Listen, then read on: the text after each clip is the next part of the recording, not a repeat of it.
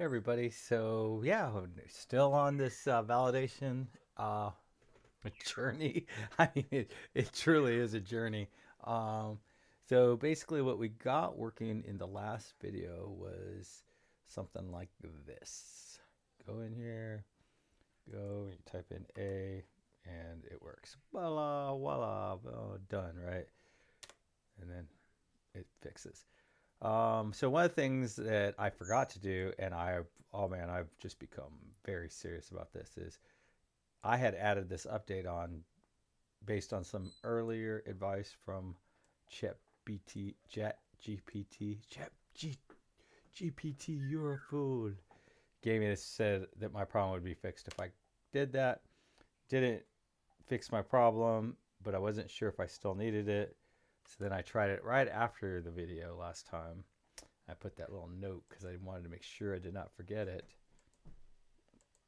And it still worked. I'm hoping it still works. Yeah, so it still works. So that is not necessary. Now, I feel like leaving things like this in your code where you try something and then it didn't work, so you tried something else and then you got it working, or you tried three other things and you leave all the old things that didn't work is a huge mistake. I mean, we are talking this is tech debt with an extraordinary interest rate. Um, because the thing is right now you know exactly what you could test, what it was expected to do, and whether it works or not.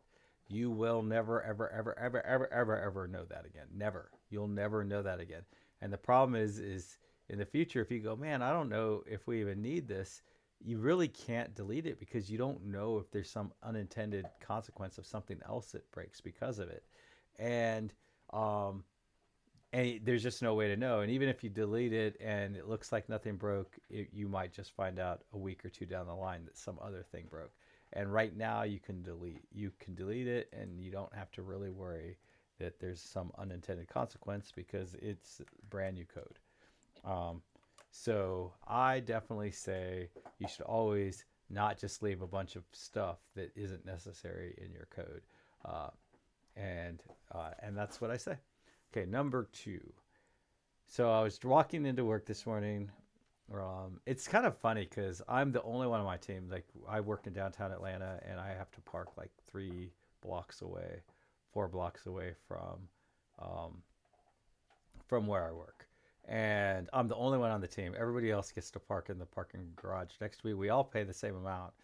Um, because we have to pay $40 a month to park, but I have to walk like really really far. And but I almost all of it's indoors. Like I go across a bridge, and then it's all out of the weather if I want it to be, except for a little bit.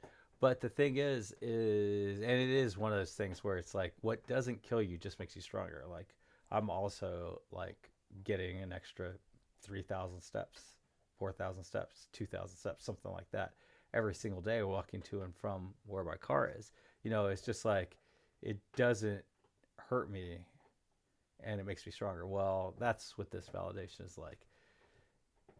Oh man, I was while I was doing that walk, I was thinking, man, yeah, one day I want to do import into this application, and when I import, this validation is not usable, right? So let's say I do an import, and let's say I'm importing from CSV, right? Um, like I can't use this validation to to validate my code, and I have the working part of this code in here.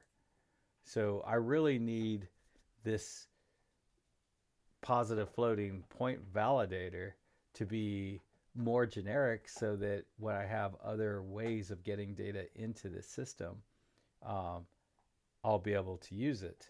Um, and that's a real problem. And then I'm like, well, if I have generic validations,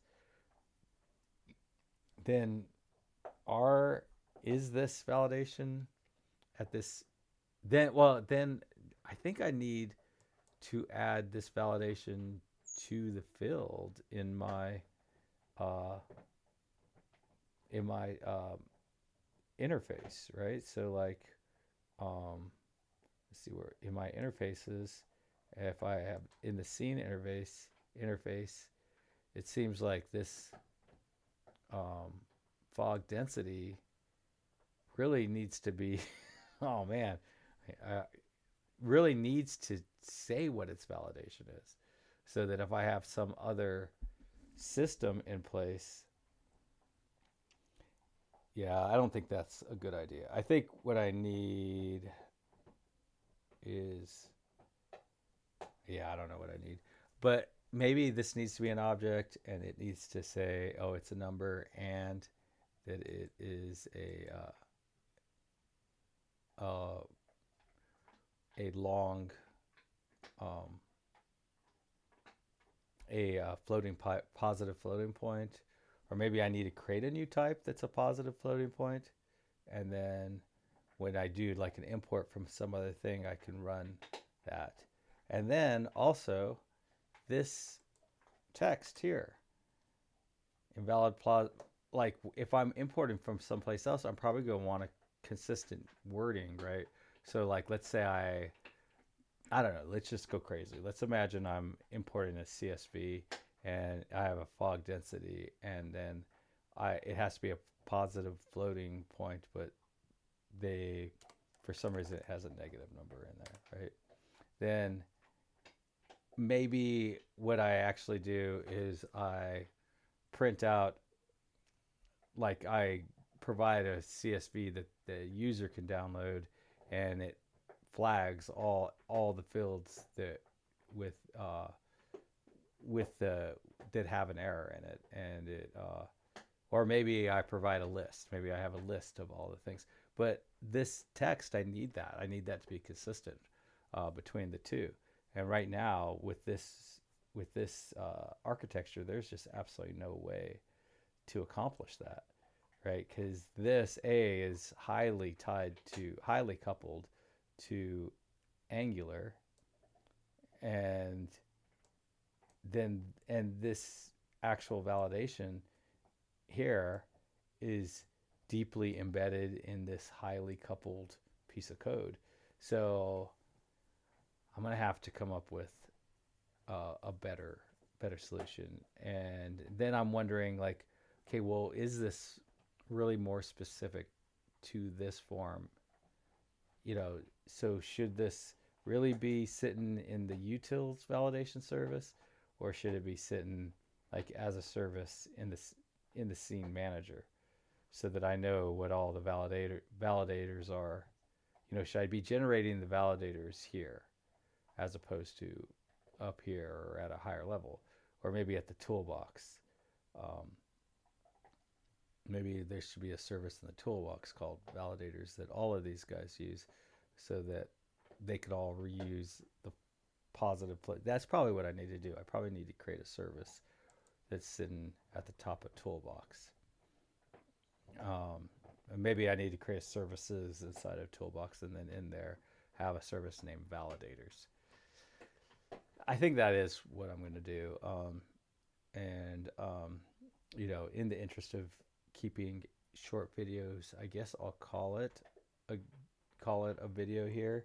In the next video, I guess I'll kind of move the validation service into a folder down here in the toolbox called services. Just move it down there, and then create a new validation service that basically has this.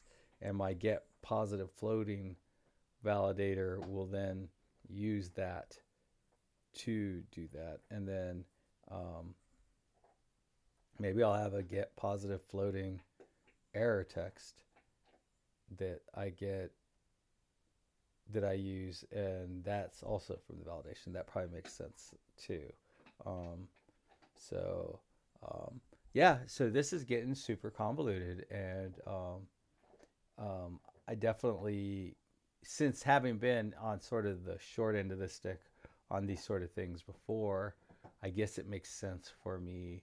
I mean, I guess I'll be able to keep an eye out and try to craft a solution that is like very intuitive from the context of being inside of the toolbox, right? So I'm the developer and I'm trying to work with components, and I want to create a new validator, and I just want to be able to go sort of follow the cookie crumbs on another implementation and easily understand that system. And then I want it to be just like very obvious that if I'm in this toolbox services validators, UI validators service validation service, if I'm in there, that it's very clear that I need to create the actual validation piece in a higher level validator service.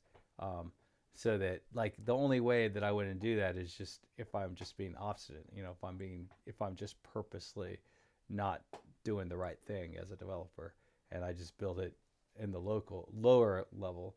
Um, but like if I I think that makes sense. I think it makes sense to do it that way. I think it makes sense to return the text from a higher service. Um, and then I think it makes sense to have like the keystroke validation that isn't going to allow me to enter, that's going to disable character level validation, and that be like, hey, only numbers and decimal points are allowed, and um, and then set and I guess give it uh, a message too, um, so that anything that um, that I might use it for um, from some other way of getting data can use that as well. So that's where I'm at with that. Happy coding, everybody. Bye.